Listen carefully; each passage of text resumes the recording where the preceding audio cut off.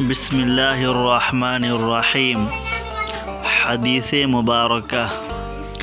رسول اللہ صلی اللہ علیہ وسلم نے وضو میں ہر عضو کو ایک ایک مرتبہ دھویا۔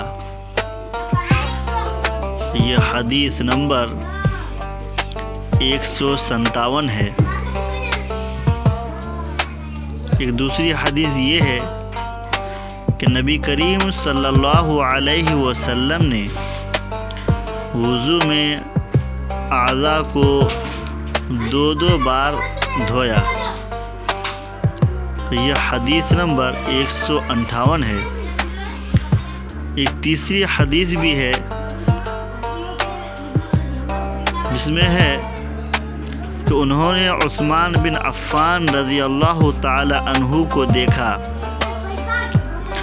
انہوں نے حمران سے پانی کا برتن مانگا اور لے کر پہلے اپنی ہتھیلیوں پر 3 مرتبہ پانی ڈالا، پھر انہیں دھویا۔ اس کے بعد اپنا داہنا ہاتھ برتن میں ڈالا اور پانی لے کر کلی کی اور ناک صاف کی، پھر 3 بار اپنا چہرہ دھویا اور کوہنیوں تک 3 بار دونوں ہاتھ دھوئے، پھر اپنے سر کا مسح کیا، پھر پانی لے کر ٹخنوں تک 3 مرتبہ اپنے دونوں پاؤں دھوئے۔ پھر کہا کہ رسول اللہ صلی اللہ علیہ وسلم نے فرمایا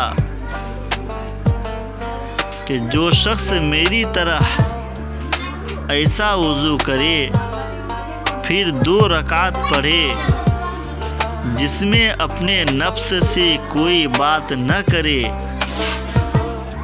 تو اس کے گزشتہ گناہ معاف کر دیے جاتے ہیں۔ ابھی اس جگہ پر میں نے 3 حدیثیں نقل کی ہیں۔ ان تینوں حدیثوں کو حضرت امام بخاری رحمۃ اللہ علیہ صحیح بخاری شریف میں نقل کیے ہیں۔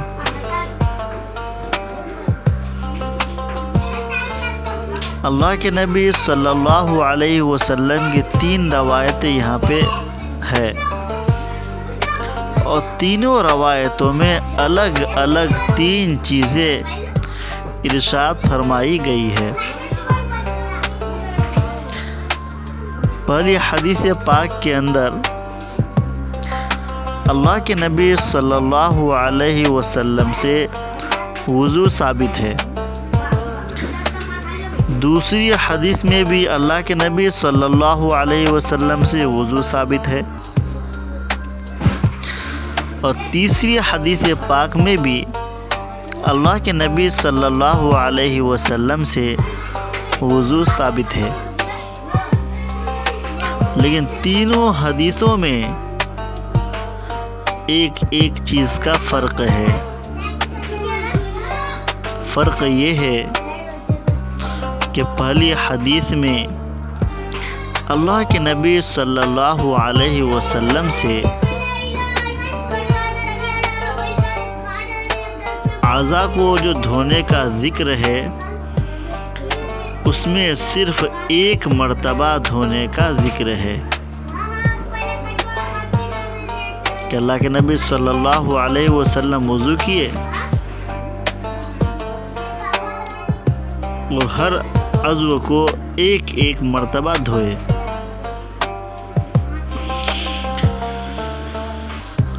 دوسری حدیث پاک میں اللہ کے نبی صلی اللہ علیہ وسلم سے وضو ثابت ہے، اور اس میں بھی اعضاء کو دھونے کا ذکر ہے، لیکن پہلی حدیث سے تھوڑا الگ ہے۔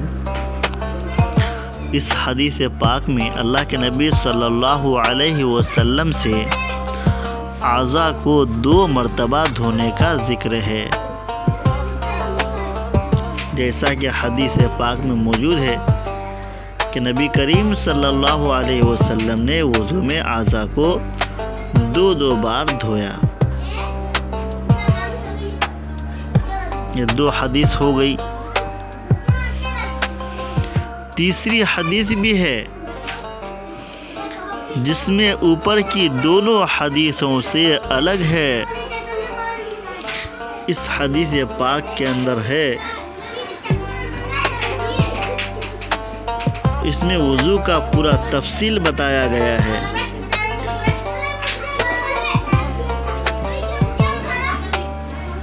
اور اس میں 3 مرتبہ اعضاء کو دھونے کا ذکر ہے۔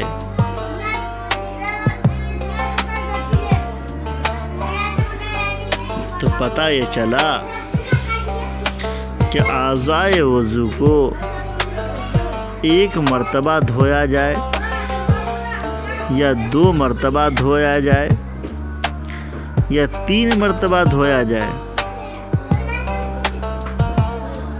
پہلی حدیث پاک میں 1 مرتبہ دھونے کا ذکر، دوسری حدیث پاک میں 2 مرتبہ اعضائے وضو کو دھونے کا ذکر، اور تیسری حدیث میں 3 مرتبہ اعضائے وضو کو دھونے کا ذکر ہے۔ ان تینوں حدیثوں کو محدثین نے ترتیب سے بیان فرمایا ہے۔ محدثین فرماتے ہیں کہ پہلی حدیث میں جو 1 مرتبہ دھونے کا ذکر ہے، اللہ کے نبی صلی اللہ علیہ وسلم سے جو نقل کیے ہیں کہ صرف 1 مرتبہ دھوئے، محدثین فرماتے ہیں کہ اس میں فرض وضو کا ذکر ہے، کہ پانی کم ہو یا وقت کی قلت ہو اور صحیح طریقے سے 1 مرتبہ اعضائے وضو کو دھو لے اور اس وضو سے نماز پڑھے تو اس کی نماز ہو جائے گی، اس کا وضو ہو جائے گا۔ اس میں 2 مرتبہ اعضائے وضو کا ذکر ہے دھونے کا۔ اس میں فرض وضو کو بیان کیا گیا ہے۔ دوسری حدیث پاک میں جو 2 مرتبہ دھونے کا ذکر ہے، وہ اس طور پر ہے کہ اگر 1 مرتبہ انسان دھوئے، پانی کی قلت تو ہے لیکن اتنی بھی قلت نہیں کہ 2 مرتبہ نہ دھو سکے، تو اس صورت میں 1 مرتبہ اعضائے وضو کو دھوئے، اب بچے ہوئے پانی سے 2 مرتبہ کر لے۔ تو اس میں سنت وضو کا ذکر ہے لیکن مکمل نہیں۔ تیسری حدیث پاک کے اندر جو بیان کیا گیا ہے کہ اللہ کے نبی صلی اللہ علیہ وسلم 3 مرتبہ اعضائے وضو کو دھوتے تھے، اس میں مکمل سنت وضو کا ذکر ہے۔ 1 مرتبہ دھویا، فرض ادا ہو گیا، اچھی طریقے سے دھو لیا، تو 2 اور 3 مرتبہ دھوئے گا تو سنت وضو بھی ہو جائے گا۔ لیکن سنت وضو میں ثواب زیادہ ملتا ہے، کیونکہ اللہ کے نبی صلی اللہ علیہ وسلم کے مکمل طریقے کے مطابق جو انسان کرتا ہے اس پر ثواب زیادہ ملتا ہے۔ اور سنتوں سے بندہ اللہ تبارک و تعالی سے قریب ہوتا ہے، اور سنتوں کو ترک کرنے پر بندہ اللہ تبارک و تعالی سے دور ہوتا ہے۔ اس لیے علماء بتاتے ہیں کہ جب اللہ پاک کسی کو ایمان سے محروم کرنا چاہتے ہیں تو سب سے پہلے اس سے ادب کو چھینتے ہیں. اس کو پتہ ہی نہیں چلتا، اس کو لگتا ہے کہ میں تو سنت پر عمل کرتا ہوں، واجب پر کرتا ہوں، فرائض پر کرتا ہوں. سب سے پہلے اللہ تبارک و تعالی اس سے ادب کو چھینتے ہیں. کچھ وقت گزرتا ہے پھر اللہ تبارک و تعالی اس سے سنتوں کو چھینتے ہیں. نفل کو چھینتے پھر سنت کو چھینتے ہیں. اس کو پتہ ہی نہیں چلتا، اس کو لگتا ہے کہ واجب اور فرائض کو تو میں کرتا ہی ہوں، اس میں ڈرنے کی کیا بات ہے، سنت کو اور نفل کو تو چھوڑتا ہوں.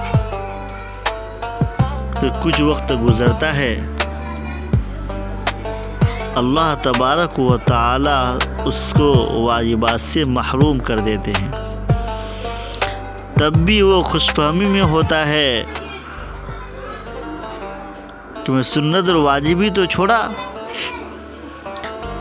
فرائض کو تو نہیں چھوڑا. پھر ایک وقت ایسا آتا ہے کہ بندہ اللہ تبارک و تعالیٰ سے اتنا دور ہو جاتا ہے کہ وہ انسان فرائض کو بھی چھوڑنا شروع کر دیتا ہے. وقت گزرتا جاتا ہے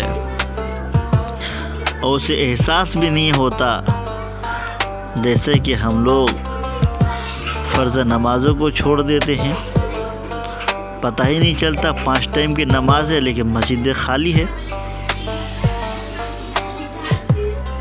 بہرحال ایسے ہی وقت گزرتا جاتا ہے کہ ایک وقت آتا ہے کہ ادب کو چھوڑا، نفل کو چھوڑا، سنت کو چھوڑا، واجب کو چھوڑا، فرض کو چھوڑا. ایک وقت آتا ہے کہ وہ انسان ایمان سے محروم ہو جاتا ہے. تب بھی دنیا میں اس کو احساس نہیں ہوتا، لیکن مرنے کے بعد وہ خون کا آنسو روئے گا کہ میں ایمان کو کیسے ختم کر دیا. اس لیے اللہ تبارک و تعالیٰ سے ڈرنے کی ضرورت ہے. اللہ کے حکموں کے مطابق، نبی کے طریقے کے مطابق زندگی گزارنا ضروری ہے.